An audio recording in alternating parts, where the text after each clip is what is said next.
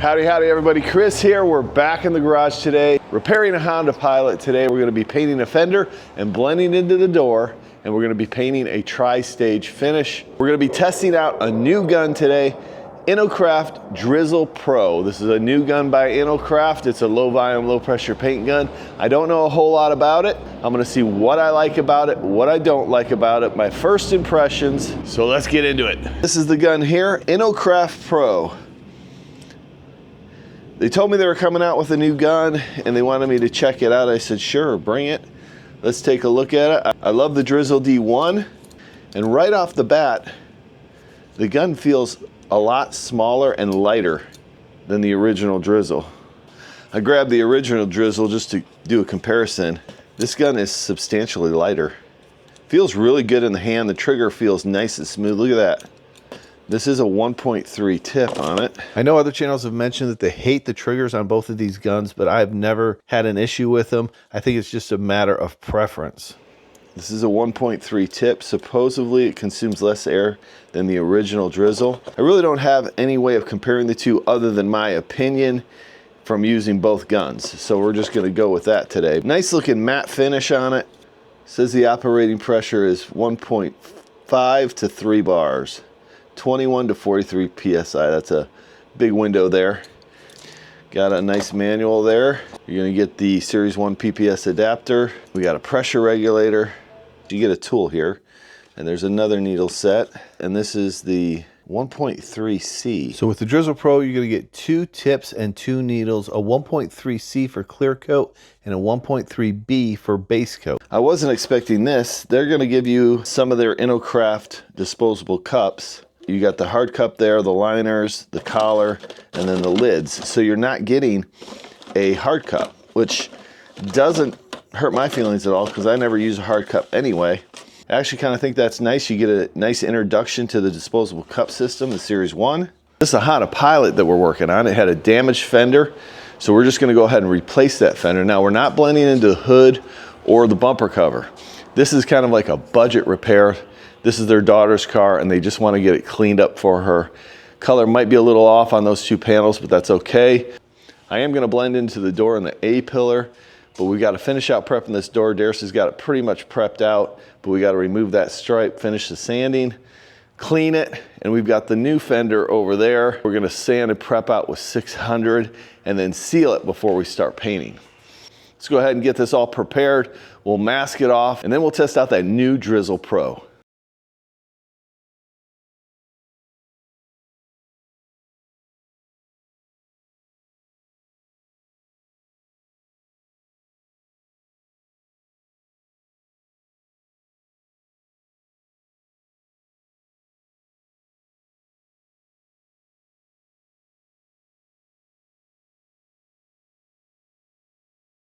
We'll tack rag this off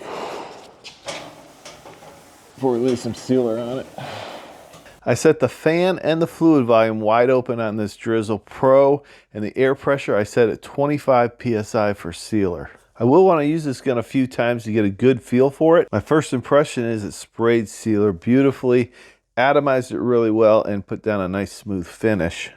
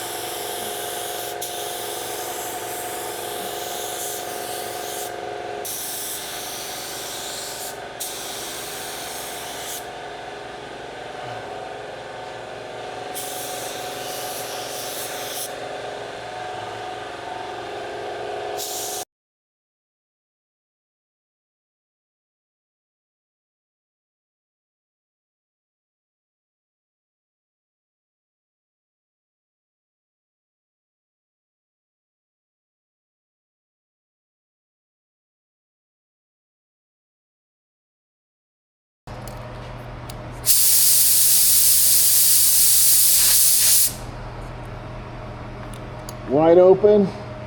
I got the fan fully open, then I turned it back a quarter of a turn. and about 22 psi on the air pressure. All we're doing is we're cutting it in with a base coat, a white base.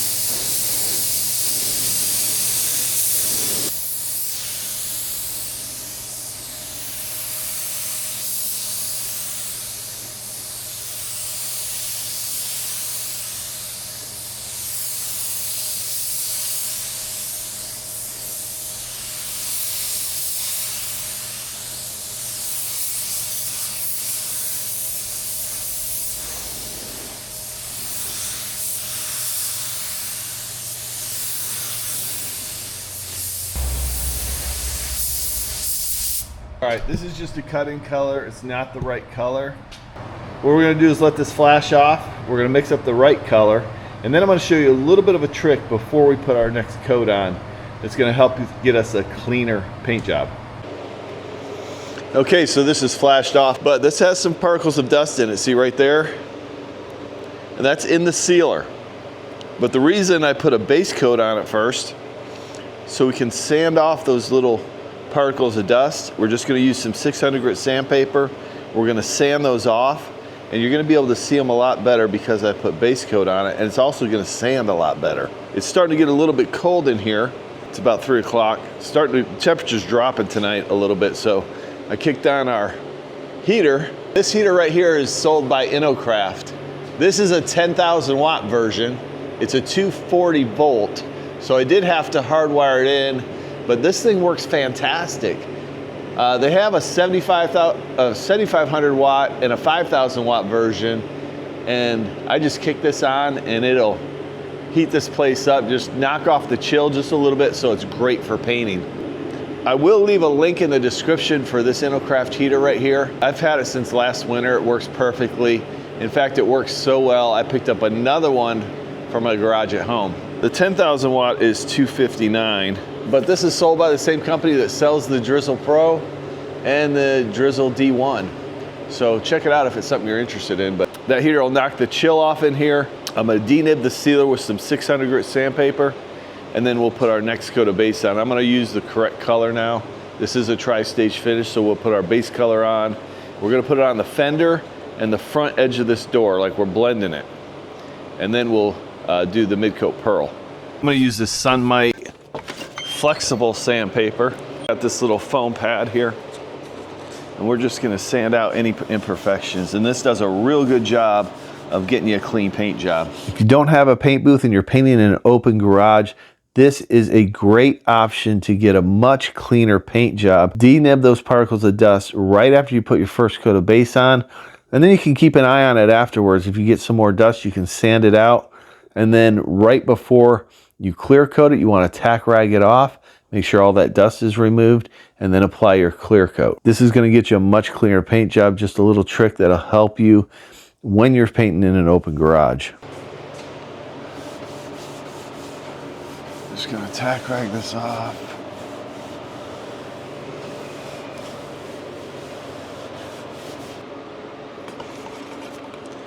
We don't need a lot of it. We'll mix up one part. 2 to 1 is what it mixes up.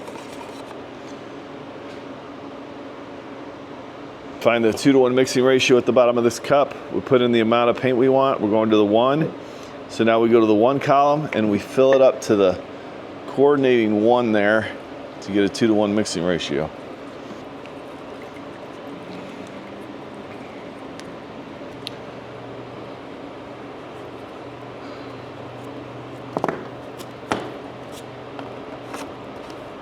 So we're gonna cover the first probably about 3 inches of this solid, and then we'll blend it out a little bit. Once we get probably 2 coats of this base on, we'll do the mid-coat pearl. All right. We're gonna tack rag this off too. One more time.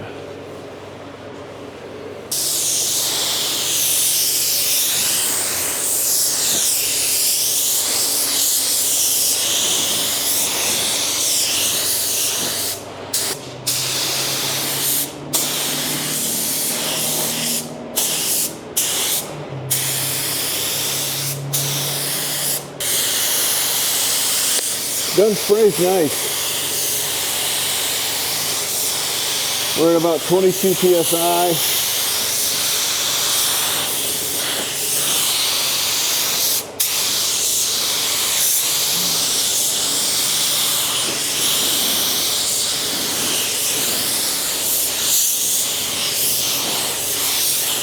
Now we're just going to do this.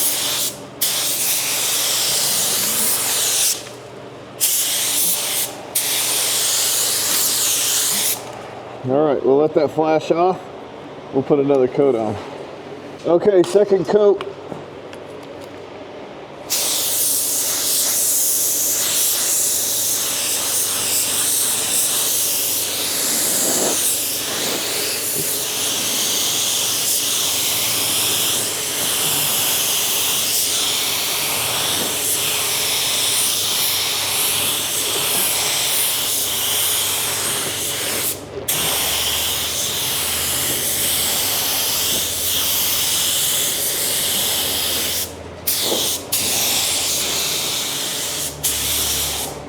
All right, just gonna do one more coat on this and blend it out.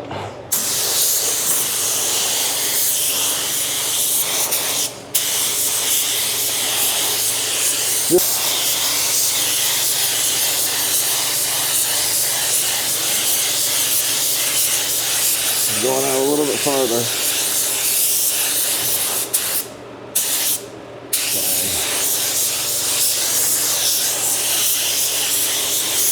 All right. Gun spray's nice. I like it so far. Clear coat's what I'm really interested in.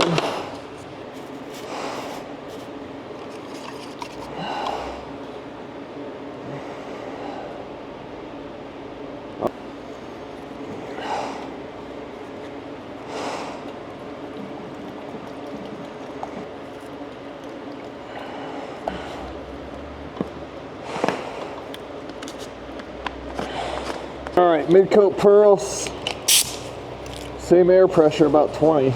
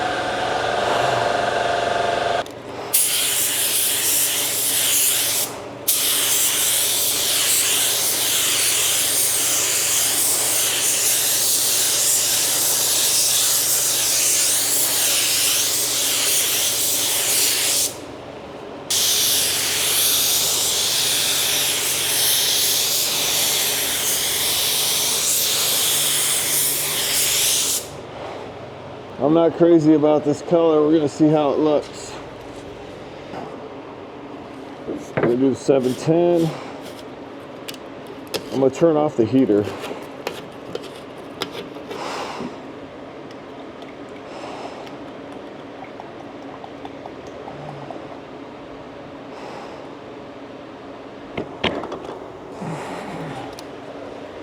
I'm gonna turn off this heater. Remote control too. We gotta tape off this pillar. We're gonna clear this last.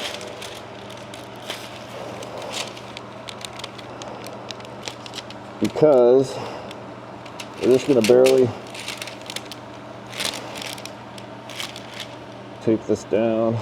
Let's see how this performs. I'm gonna do about 30 psi.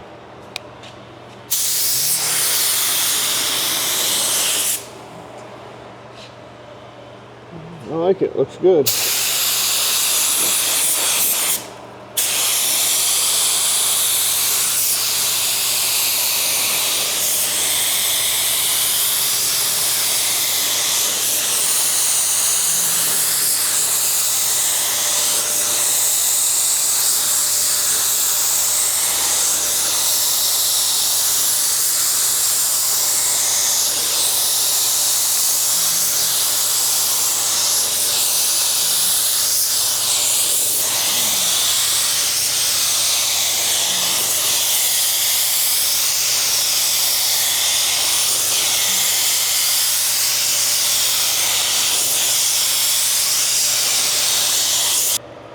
Man, it looks nice. I like the way this sprays. It didn't use a lot of clear for the first coat either. Look at that. Nice.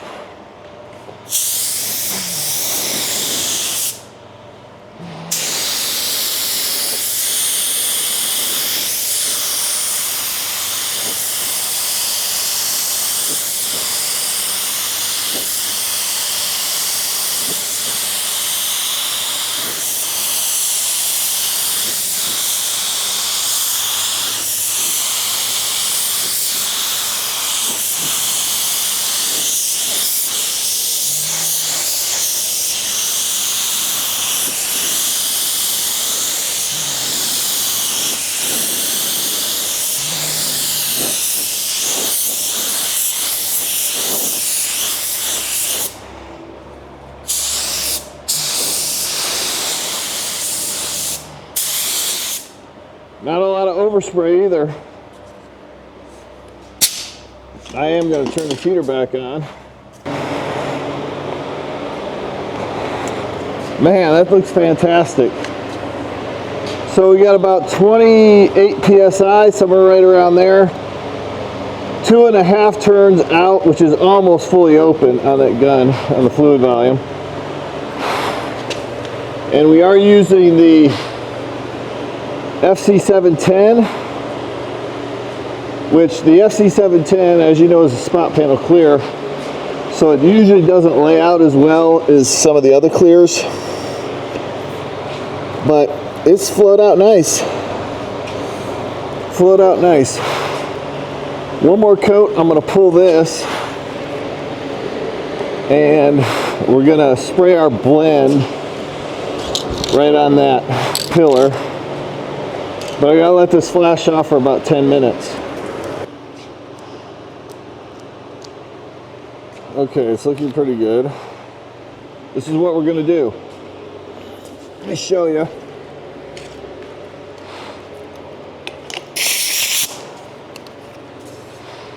gonna put this coat on right now.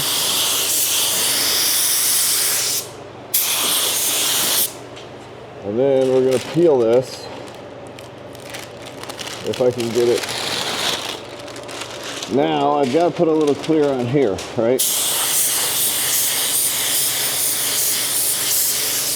And now we got to wash this in real quickly. We only need one coat on that.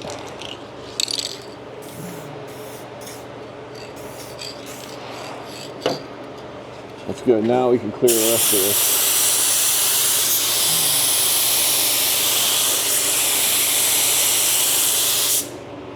I'm going to bump up the air pressure just a little bit.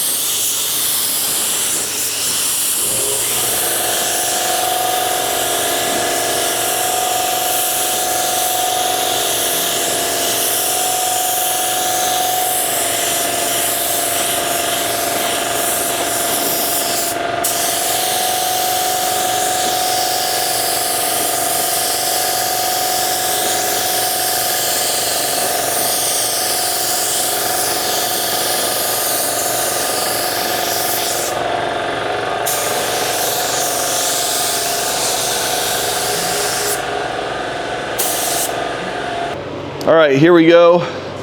InoKraft Drizzle Pro. This is the finished product. Nice looking finish. It sprayed really nice. I was very impressed for a first run with this gun. It's got a few little particles of dust in it. Nice finish. It's not perfectly flat, but it's an OEM style finish. Maybe a little bit better than OEM. Sprayed really nice. Was easy to use. Look at the door here a little bit. Nice. Pretty impressed with it for the first go with this gun. Want to do a little bit more testing with it. Maybe I'll test it against the Drizzle D1, but it didn't produce a ton of overspray in here. And I did one full gun and I still got clear. I used one full gun for this door and this fender and I still got clear left over. So it was pretty conservative on materials. It didn't eat up the clear, put it that way. My honest first impressions of this gun is I like the fact that it's light and nimble. It doesn't usually bother me if a gun's heavier, but when a gun is lighter, it makes a big difference. So I really like the fact that it's light and nimble. It was very easy to set up and use and to get a really nice finish.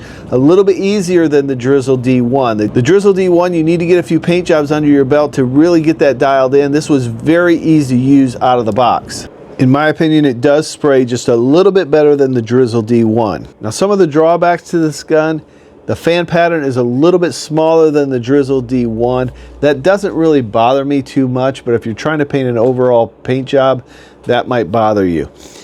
It doesn't seem like it consumes any less air than the Drizzle D1. They seem very similar as far as that goes. The other thing is it is definitely slower than the Drizzle D1. The Drizzle D1 puts out a lot more material and it sprays much quicker than the Drizzle Pro. Now, if you're painting an overall vehicle, again, that's where it's going to make a big difference. If you're just doing spot panels, motorcycle parts, or something of that nature, it's not going to be as big of a deal. The two needle sets for base coat and one for clear coat, honestly, I don't care for it. I am not going to change needles in between base and clear coat. I'm not going to do it, and let's be honest, it's probably not going to happen. I'd rather have a clear coat gun and a base coat gun. I would rather they included different size tips for different applications, like primer or something of that nature, like a 1.5, a 1.7, or even a larger tip. I do, however, like the fact that they eliminated the hard cup and they give you a sample set of disposable cups to help introduce you to that system. The other question, is it worth $200? Is it a $200 value? I think it definitely is. Would I pick it over the Drizzle D1? I'm not so sure. I'm gonna have to paint some more with this gun. Is it a $200 gun? Yes, I think it's worth 200 bucks. Is it better than the Drizzle D1? Should you spend the extra money to get this particular gun? I'm not so sure. I hope you found this information helpful. If you did, like this video and consider subscribing to the channel. We will be doing some more videos on this gun. I appreciate each and every one of you watching. We'll see you on the next episode of Garage Noise.